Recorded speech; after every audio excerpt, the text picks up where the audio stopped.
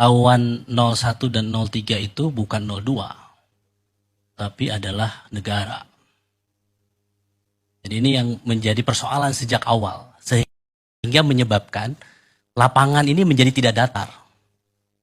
Sejak awal, kalau tadi kita melihat ya, terakhir misalnya tiba-tiba kabinet membahas tentang bagaimana program makan siang gratis untuk 2025 nanti. Ini seakan-akan Pilpres ini sudah selesai, bahwa negara sudah tahu siapa pemenangnya, padahal KPU belum mengumumkan itu.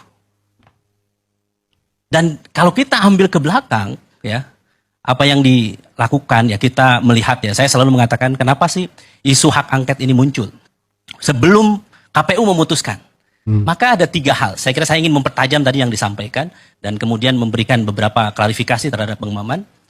Yang pertama adalah sejak awal, kenapa saya katakan bahwa lapangan menjadi tidak datar sehingga ada miring, sehingga kalau lapangan itu miring, kami ini yang di 01 untuk bisa menggolkan itu lebih berat.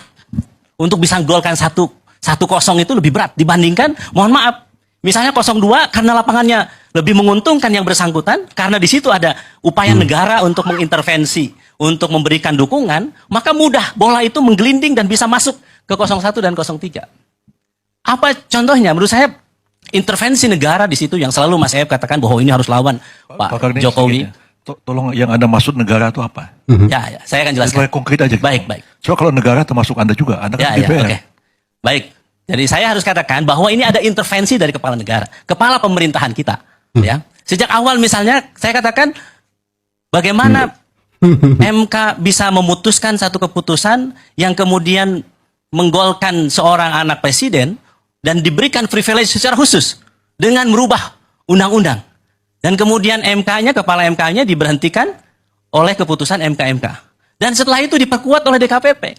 DKPP mengatakan bahwa pelanggaran terhadap KPU. Bisa dibayangkan, untuk satu orang ini saja, MK-nya melakukan pelanggaran, ketua MK-nya, kemudian KPU-nya, ketua dan anggotanya, melakukan pelanggaran etik.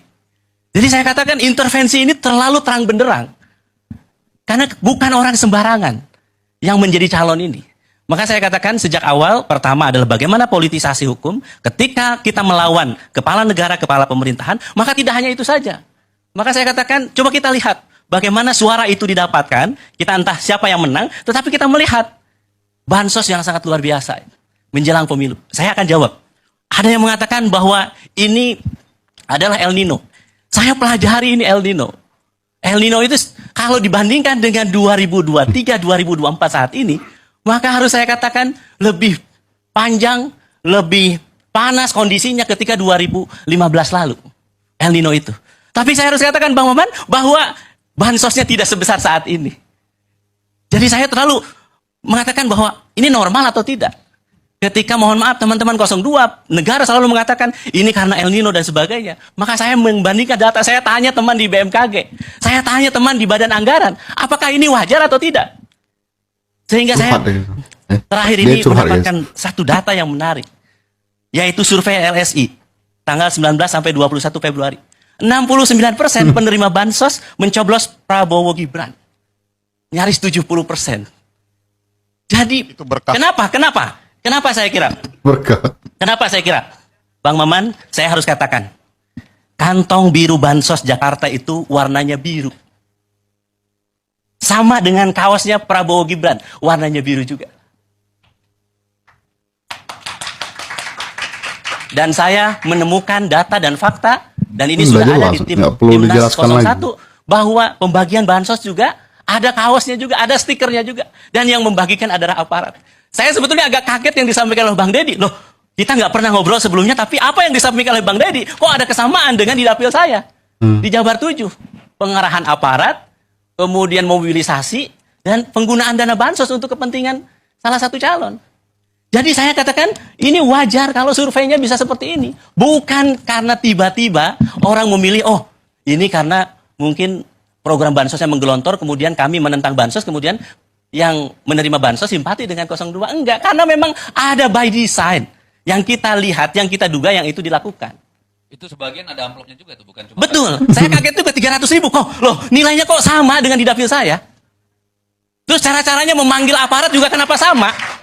Inilah yang kita saat ini bangun komunikasi. Bahwa ada kesamaan-kesamaan itu di luar dari praktek-praktek yang mungkin, saya mohon harus katakan ya. Nggak bisa dibantah ketika kok ini. kasus MK, ada Mau tanya sedikit. delegitimasi terhadap MK.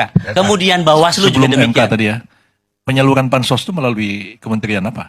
Nah ini yang jadi persoalan. Saya harus katakan, Mensos Risma tak dilibatkan dalam pembahasan bansos.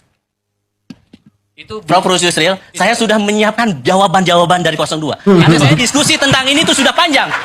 Di berbagai TV. Memang nggak bisa Jadi dibantah, ya. El Nino Memang saya tahu fakta jawabannya. gitu. Terus kemudian COVID, termasuk juga semua penyelenggaranya itu saya sudah tahu saya jawabannya. tambahin sedikit.